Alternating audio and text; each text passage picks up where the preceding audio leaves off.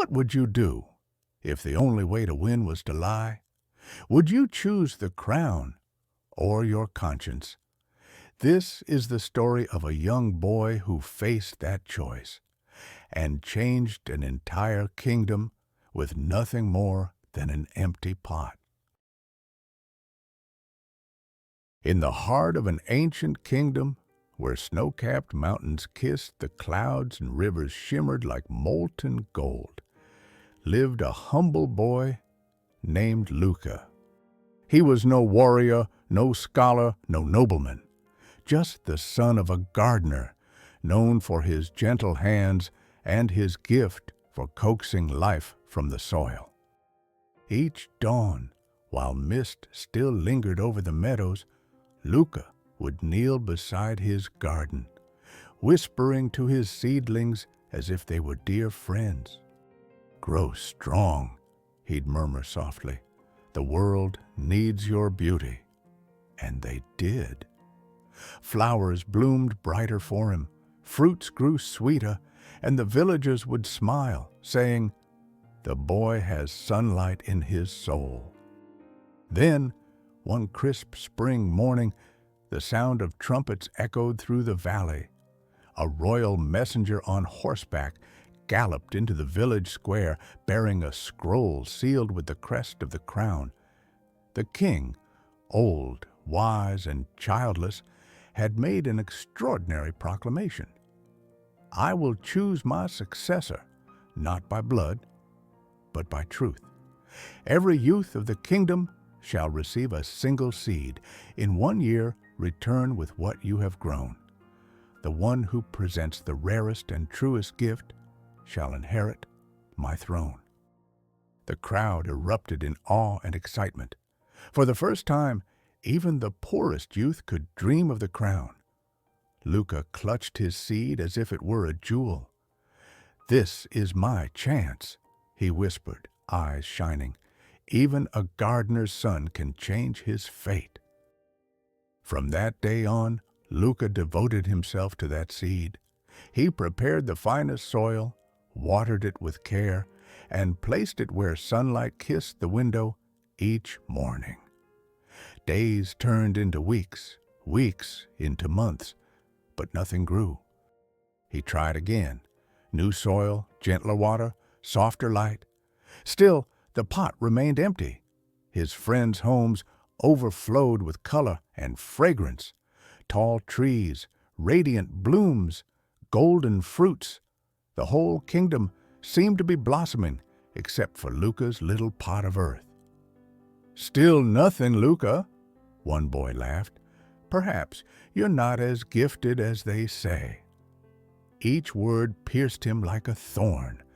As the final month neared, despair whispered, "No one will know if you plant another seed.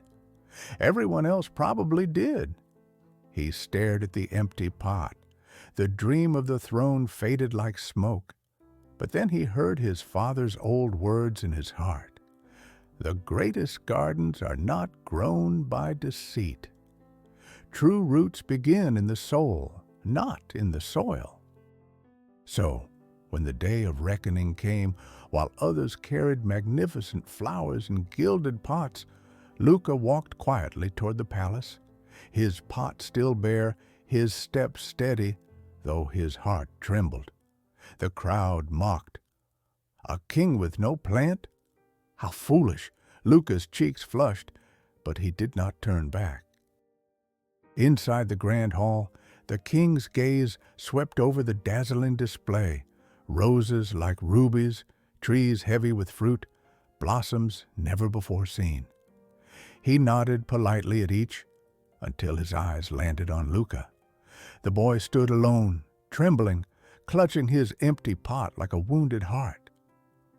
"Why have you brought me nothing?" the king asked, his voice echoing through the chamber. Luca swallowed hard. "I tried, Your Majesty.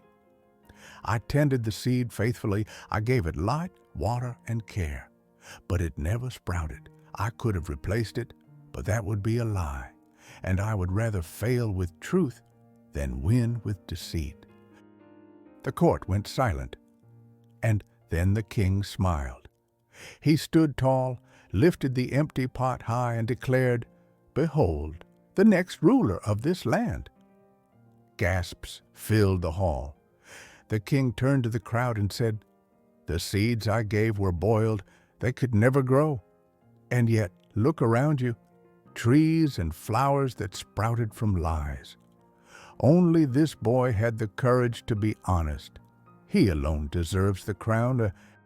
And so the gardener's son became a king, not because he grew the tallest tree, but because he stood tallest when it mattered most.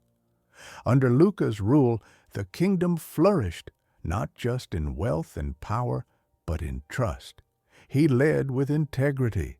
He taught his people that honor, like a true seed, grows unseen at first, but its roots endure forever.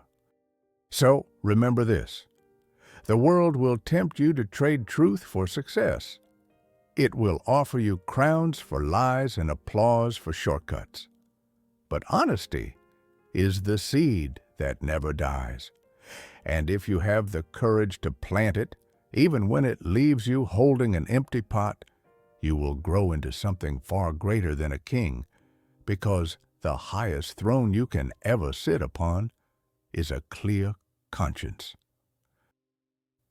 In a world obsessed with winning, dare to be the one who chooses what's right, even if it means walking in with nothing but the truth.